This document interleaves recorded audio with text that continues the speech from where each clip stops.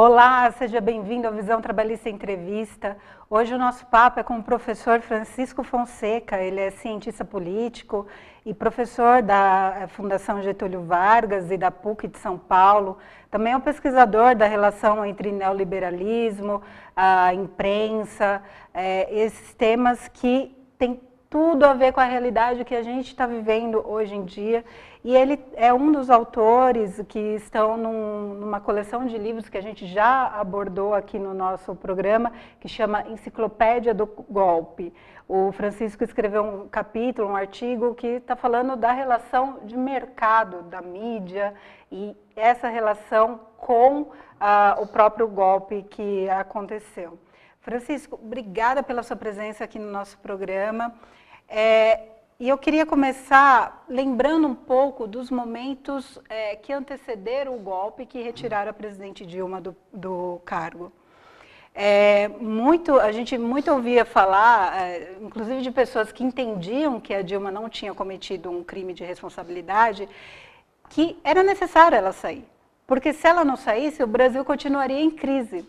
Né? E naquele momento a gente já estava com mais de 10 milhões de desempregados e para todo mundo que tinha esse discurso, se falava que era a solução. Como que esse tipo de argumento, esse tipo de senso comum foi engendrado, foi criado? Perfeito. Queria agradecer, antes de tudo, o convite, dizer que é um prazer estar aqui conversando com vocês, falando de temas tão importantes para os trabalhadores, em particular. Isso que você está se referindo foi uma versão criada, né, de que os governos petistas, e particularmente o governo Dilma, teria sido o grande responsável, né, por uma enorme crise econômica, moral, política, social, né, desconsiderando inúmeros aspectos, inclusive internacionais. Então, por exemplo, a grande crise de 2008, chamado crash, né, da quebra do subprime nos Estados Unidos, e todo um processo de financiarização da economia, não sequer foi resolvido ainda nos dias de hoje. Então, havia, como ainda há, né, mas naquele momento em particular, uma crise internacional. Né? Portanto, essa crise internacional chegou ao Brasil de forma avassaladora. Né? Então, o desemprego tornou-se uma característica fundamental deste novo modelo do capitalismo, né, que é um capitalismo flexível e fortemente financiarizado, ou seja, baseado no capital especulativo e não no capital produtivo. Né? Então, criou-se uma retórica, uma narrativa, vamos chamar assim, né, e que foi sendo massacrada, e essa é uma palavra importante, um massacre midiático. Né?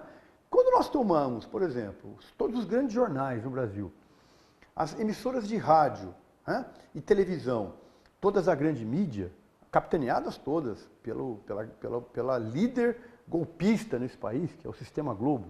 O Sistema Globo de comunicação, ele é contrário à democracia. O Sistema Globo de comunicação, ele faz um desserviço, né, à cidadania e à democracia no Brasil, desde que foi fundado em 66, que já foi fundado de maneira corrupta, junto com o capital Time Life, que era proibido à época o capital estrangeiro, né, nos meios de comunicação. Então, a Rede Globo já nasceu corrupta, do ponto de vista moral, né, e do ponto de vista político, porque rapidamente se associou ao regime militar, foi porta-voz do regime militar, inclusive se beneficiando, né, das políticas do regime militar. Então, os grandes meios de comunicação fizeram fortemente uma retórica, né, que, associada à Operação Lava Jato, né, inclusive no livro ao qual você se refere há pouco, né, o livro A Enciclopédia do Golpe, há um verbete muito interessante dizendo a Agência de Notícias Lava Jato.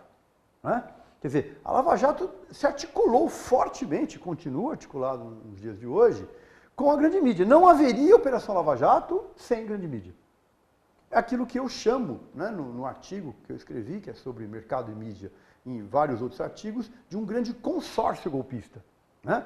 Este consórcio, ou seja, uma grande associação entre setores do Poder Judiciário, né?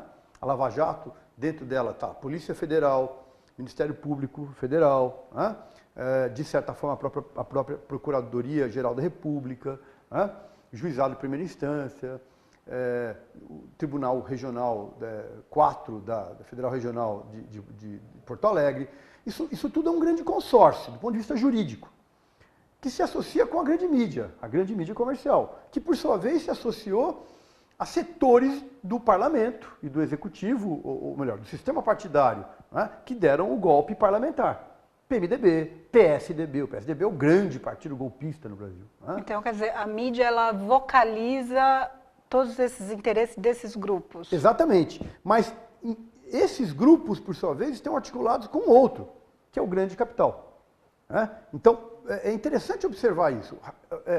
Todos os elementos, os atos políticos que confrontaram a Constituição não foram defendidos pelo Poder Judiciário. Falando de outra maneira, o golpe, o impeachment é um golpe. O nosso telespectador não pode ter nenhuma dúvida quanto a isso. Aquilo que se chamou de pedalada fiscal é uma conversa fiada.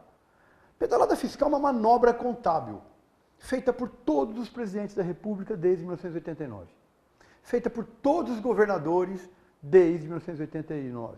Feita por todos os prefeitos, 5.570 municípios do Brasil, os prefeitos fazem manobra fiscal, que genericamente nós chamaríamos de pedalada fiscal, que foi o nome midiático. Então, isso é uma grande bobagem. Por sinal, a peça jurídica é de uma fragilidade abismal. Então, o impeachment é uma farsa, uma grande farsa. O que o Supremo fez para impedir essa farsa? Nada. A reforma trabalhista, eu queria dar um dado de agora, permite que mulheres grávidas possam trabalhar em ambientes insalubres, a depender de um parecer de um perito. Isto afronta os códigos mais elementares dos direitos humanos. É insano. É completamente anticivilizatório.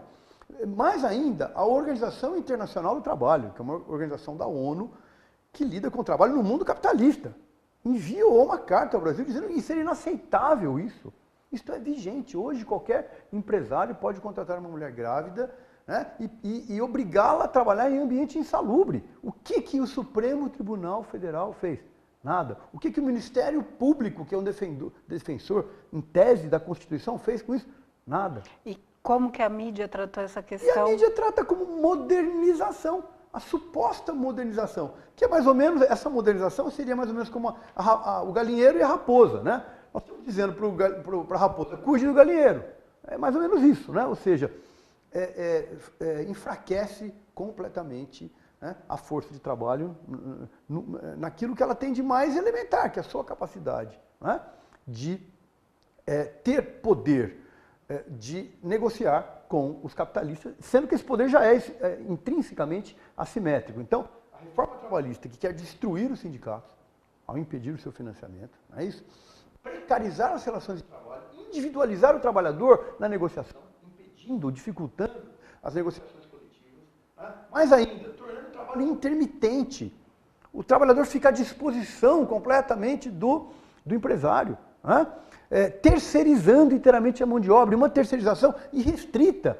Um empresário contrata uma empresa de terceirizados que, por sua vez, contrata outras, numa cadeia infindável. Ou seja, quem perdeu 100% com a reforma trabalhista? Que não é uma reforma, é uma desestruturação, né, neoliberal do trabalho. Os trabalhadores. Quem ganhou 100%? Os empresários, os capitalistas. Então, este arranjo, o golpe travestido na ideia fantasmagórica do impeachment, uma ideia farsesca do impeachment, foi para isso. Foi para destruir direitos trabalhistas, sociais, né, e tornar o Brasil, retornar o Brasil a uma posição subalterna em questões internacionais, como estamos verificando. Completamente.